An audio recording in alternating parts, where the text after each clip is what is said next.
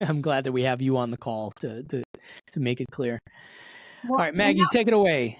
Well, I'm sitting here listening, and one of the top things I'm thinking of is how would the IDQL tie in for risk forecasting? And if there's a way you could just in layman terms break that down. I know a lot of people that watch our shows are up and coming in the cybersecurity industry, so they're still learning. There are a lot of students, that type of thing. Could you tell us a little bit about that, especially even an auditor that might be listening, and how this would benefit them?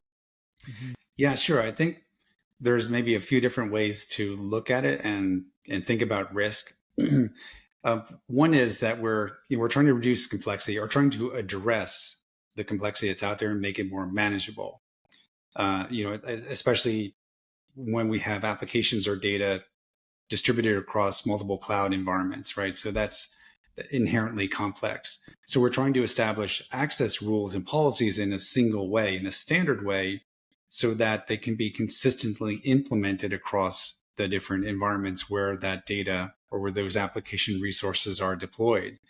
So that in and of itself, you would say, well, that reduces my risk because I know that my access rules are consistent across that environment. I have a change control process in place where if I need to update those rules and policies, I have a controlled way to do that. I can put new changes in. I can roll them back in a manageable way. Again, so that can address the risk from that perspective.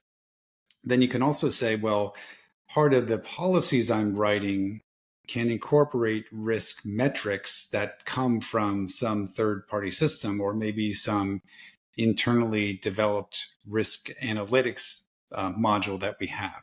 So the policies themselves can say, well, transactions at $1,000 are okay if the risk score is less than 3, or whatever it is. So we can incorporate risk metrics developed at runtime and to make that policy result be different based on the status of that risk metric.